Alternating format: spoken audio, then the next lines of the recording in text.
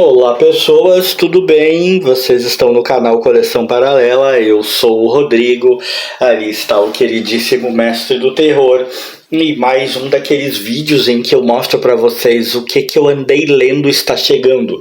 E esse é um vídeo para falar de uma certa nostalgia também, porque eu andei lendo Mr. No. E fazia tempo que eu não lia nada do Mr. No, e esse é o Mr. No na versão da Mitos. Eu não sei quanto tempo durou essa coleção, quanto tempo teve Mr. No na Mitos, nesse formatinho aqui, que até me lembra de maneira um tanto nostálgica o Mr. No publicado por outras editoras, como a Noblet, e por aí vai. E a história é o Espectro do Rio Cuiabá. É claro, esse aqui é o número 4, é uma edição publicada ali nos anos 2000, né? Em outubro de 2002, para ser exato, tá aqui. Vou levantar um pouquinho mais aqui. Em outubro de 2002, a Mitos estava publicando muita coisa da Bonelli na época, e a história havia se iniciado em outra edição, é óbvio, então aqui eu tenho que recorrer ao recordatório para tentar entender alguma coisa. O texto é do Guido Nolita, os desenhos dos irmãos Stefano e Domenico De Vito, que são bons desenhos, mas eu acho limpos demais. Eu gosto daquele desenho mais sujo, no preto e branco, um jogo de sombras mais carregado, né? Eles desenho de maneira muito bonita, sim, mas de maneira muito limpa, isso me agrada um pouco menos. A aventura não... Mesmo com o recordatório, eu confesso que não consegui sentir o peso dela, não consegui pegar o fio da meada inteiro. É complicado você não pegar uma história do início ao fim, mas é uma aventura bem satisfatória. E é curioso ver como a visão dos italianos sobre o Brasil, principalmente naquela época, era uma visão muito estereotipada, né? Desde os nomes, que na maioria lembram muito mais nomes latinos do que brasileiros. Quanto a isso, não há dúvida. Na maior parte dos casos, os nomes parecem muito mais latinos, mas há alguns nomes que a gente espera encontrar no Brasil, tipo Moacir. Moacir é um nome muito brasileiro, né? Mas as expressões usadas, tipo maldição, vamos combinar que um brasileiro não diria maldição, né? Um brasileiro diria alguma outra coisa, tipo, né, merda, ou algo do tipo. Eu posso até entender que por uma questão de autocensura no quadrinho, os caras na época não quisessem colocar o cara falando alguma coisa tipo FDP ou algo do tipo, mas nem que fosse na tradução aqui no Brasil, neste caso eu seria a favor de uma brasileirada, de ver eles usar expressões mais típicas do nosso país, ao invés do maldição, do raios e coisas do tipo.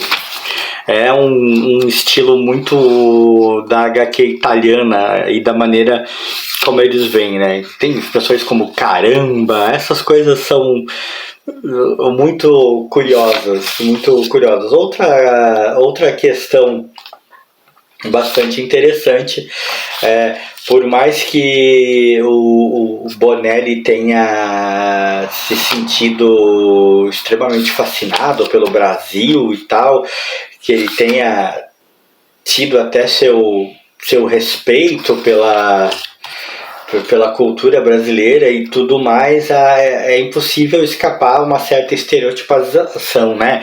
É tudo bastante estereotipado, a maneira como os caras se parecem, né? Garimpeiros, fazendeiros, índios, é tudo nomes, é uma coisa que tipo nem no Brasil da vida real você não viria algo nem perto disso. Ele tem aqui uma cena em que os caras são adeptos da Umbanda, né? São umbandistas aí. O pessoal gosta de falar em macumbeiros, né? Mas não creio que seja a maneira correta de se referir à religião dos outros. Eu não sei o quanto o pessoal dessa religião realmente se ofende com a expressão, mas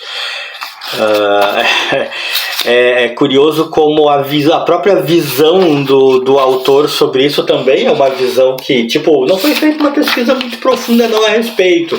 O negócio tá meio sincrético pro lado errado, assim, tem uma mistura de expressões que não existe ali.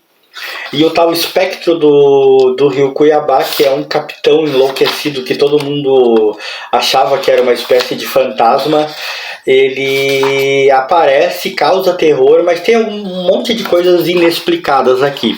Que talvez, porque não, estejam até inexplicadas porque eu perdi a outra parte da aventura, pode ser. Mas, por exemplo, ele ataca o barco em que está o Mr. No, causa terror e tal.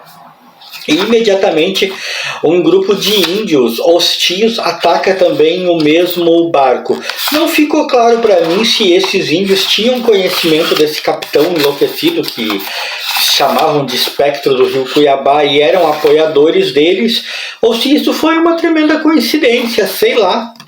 Porque em momento algum ele interage com os índios de verdade, ele dá ordens para os índios ou algo assim. Ele apenas está causando terror no barco, está causando terror ali, matando geral, e os índios atacam também. E fica uma coisa meio perdida. O Mr. No acaba sobrevivendo, ele, o cara que era o cliente dele, o turista americano, e o garotinho, o Moacir, e eles acabam indo parar descendo o rio Cuiabá, eles acabam indo parar onde eles queriam, né, no tal porto aonde eles queriam chegar, que é o porto de Jofre, que, para falar a verdade, eu não sei se existe de verdade ou não. Lá eles encontram boiadeiros que transportam os bois em barcaças e tal. São bem recebidos, os boiadeiros até se oferecem para ajudá-los. E o restante da aventura se dá com eles recuperando-se na cidade, inquérito policial que provavelmente não vai levar a nada, despedida tanto do cliente dele quanto do Moacir, o Mr. No fazendo um pequeno discurso sobre as injustiças sociais do país e dizendo que vai voltar ao Amazonas, né, que é onde é o lar dele. Em suma, Mr. No continua sendo uma leitura muito prazerosa, como eu me lembrava que era, mesmo que para nós brasileiros as estranhezas não sejam algo que você possa evitar. Você não consegue evitar se sentir estranho vendo a maneira como os personagens se comportam, vendo como as coisas acontecem, vendo alguns estereótipos colocados de maneira errada. Mas eu acho que é complicado demais você ser um autor estrangeiro e conseguir soar realmente como um nativo da terra a qual você está escrevendo. E pelo menos os autores italianos da Bonelli sempre tentaram de alguma maneira soar o máximo possível como brasileiros, né? Soar o máximo possível fiéis e próximos àquilo que a gente conhece da nossa língua. Enquanto que a gente sabe que, por exemplo, autores americanos estão cagando, né? Eles escrevem sobre qualquer outro país e metem expressões americanizadas, tratam todo mundo como latino e que se dane o que o país pensa ou não. Mr. No, no final das contas, ainda é uma publicação e toda vez que você encontra um gibizinho, vale muito a leitura. É gostoso demais. E se você gostou desse vídeo, likezinho aí pra mim e pro meu querido mestre do terror. Fomos!